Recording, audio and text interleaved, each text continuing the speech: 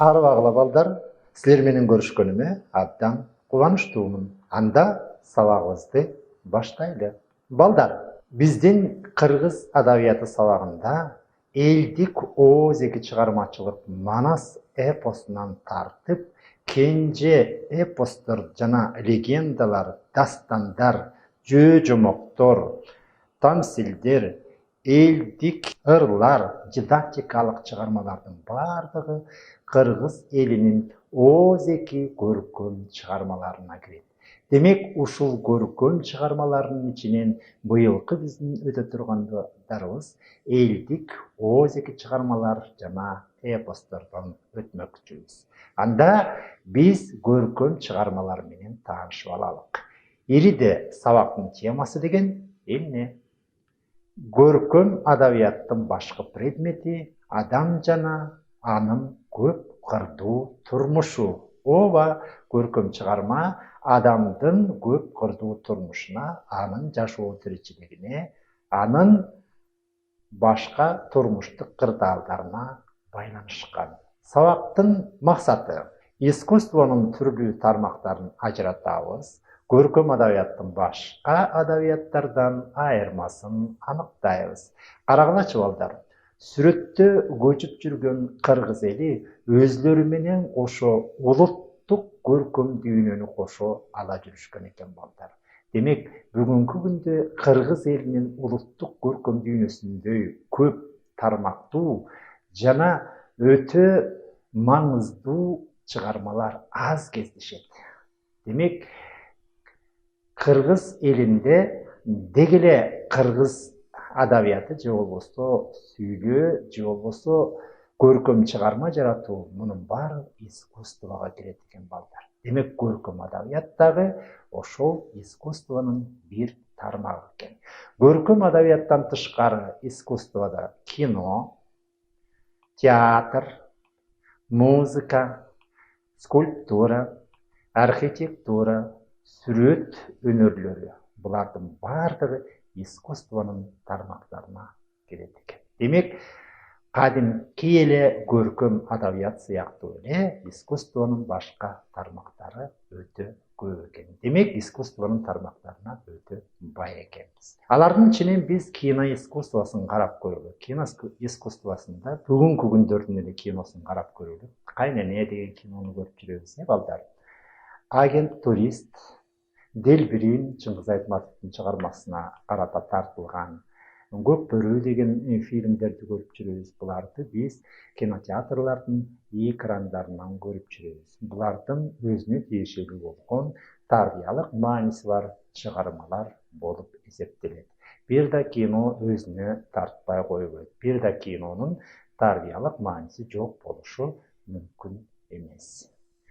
Театр бул Кыргыз опера жана балет театры, Кыргыз улуттук драма театры, филармония жана башка театрлардын сахнасынан дагы ушул сыяктуу кинодогудай эле тарбиялык мааниси өтө күчтүү, адамдардын жан дүйнөсүн байыта турган, рухий дүйнөсүнө азык бере турган өтө күчтүү чыгармалар коюлуп, ошол адамдын рухий дүйнөсүн байытууда чоң кызмат кылышат. Алардын ичинен дагы сүрөт искусствосын карап көрөлү. Айталык, бул жерде натюрморт, графика, живопись, дагы эле графика, пано, гравюра жана башка ушул сыяктуу толуп жаткан сүрөттүн түрдүү түрлөрү бар экен. Мына ушулардын бардыгы бизде искусствого кирет экен. Көркөм адабият сыяктуу эле сүрөт искусствосу дагы эң чоң искусствонун бири болуп эсептелет экен. Ошондой эле биз скульптураны алып көрөлү. Скульптураны алып көрө турган болсок, филармониянын алдындагы Манас комплекси, ошондой эле улуттук тарых музейиндеги кыргыз аалымдарынын комплекси, Тургунбай Садыковдун ошол скульптуранын атасы болуп эсептелет кыргыз элинде. Ошолордун тарткан скульптуралары. Ал эми бул скульптуранын ичинде жеке эле таштан оюлбостон, же болбосо колдон жасалбастан, же болбосо башка баалуу материалдардан жасалбасын, бул жерде кумдан да жасалган. Акыркы биздин көрүп аткан скульптурабыз кумдан жасалган экен балдар. Ал эми архитектураны алып көрөлү. Дүйнө жүзү бүгүнкү күндө архитектура менен жашайт.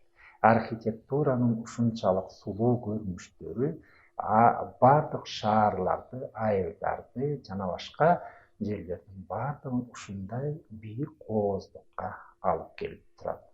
Бул көрүнүштү карап көргүлө. Бул дагы архитекторлордун эң чоң чыгармачылык иши.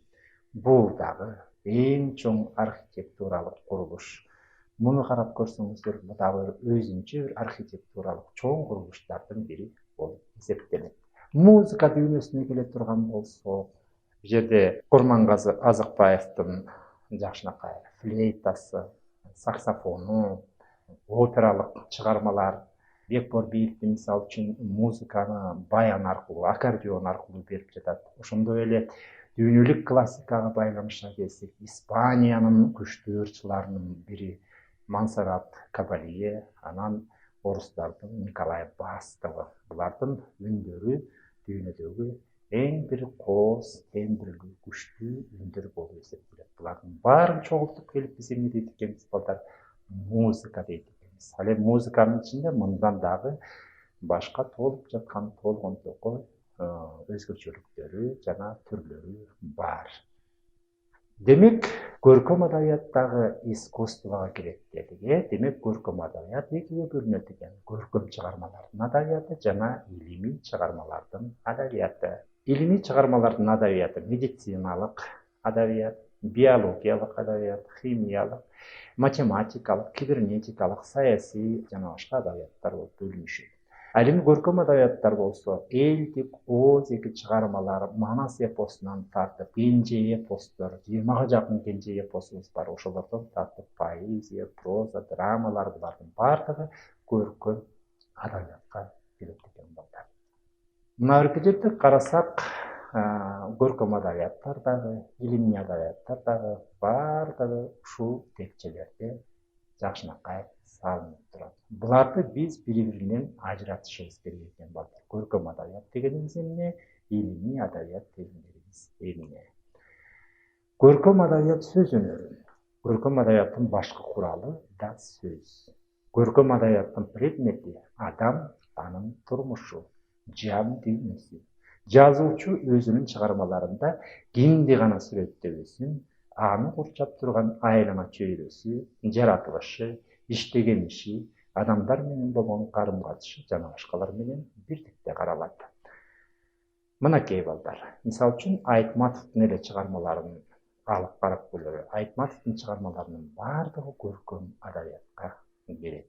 Ал эми поэзия жанрына келип турган болсок, Шайлообек Дүйшеевдин чыгармаларын алып көрөлү. Бул кишинин да чыгарма ырлары, поэзияларынын бардыгы көркөм чыгармаларга же болбосо көркөм адабиятка кире турган жанр болуп эсептелет. Турмуштагы болгон окуяны көркөм сөздүн күчү менен, сезим элегинен өткөрүп, образдаштыруу менен кайра иштеп чыгат. Канчалык даражада иштеп чыгуу жазуучунун талантына, чеберчилигине жана турмуштук тажрыйбасына байланыштуу болот балдар. Айталык, мисалы үчүн Саякбай Каралаев чыгармачылыгын алып көрөлү. Саякбай Каралаевдин чыгармачылыгы башкалардыкына окшогон өзгөчө чыгарма болуп эсептелет. Мисалы үчүн Манас эпосун айтуунун өзү эле миллионго жакын сапты түзөт. Бул мынчалык сапты мээге сактап жүрүүнүн өзү дагы эң чоң чыгармачылык болуш керек балдар. Айтматовдун чыгармаларын алып көрөлү. Ошондой эле Уильям Шекспирдин чыгармаларын алып көрөлү. Ошондой эле Лев Николаевич Толстойдун чыгармаларын алып көрөлү. Дүйнө жүзүндө Айтматов менен бирдикте дүйнөдөгү бирден бир экинин бири болгон адабиятчыларыбыздын бири болуп эсептелет. Көркөм адабият адамдын ыйман жанын тазартып, дайым жамандыкка каршы күрөшүп, жакшылыкты таңазалаган өзүнчө бир кең дүйнө балдар.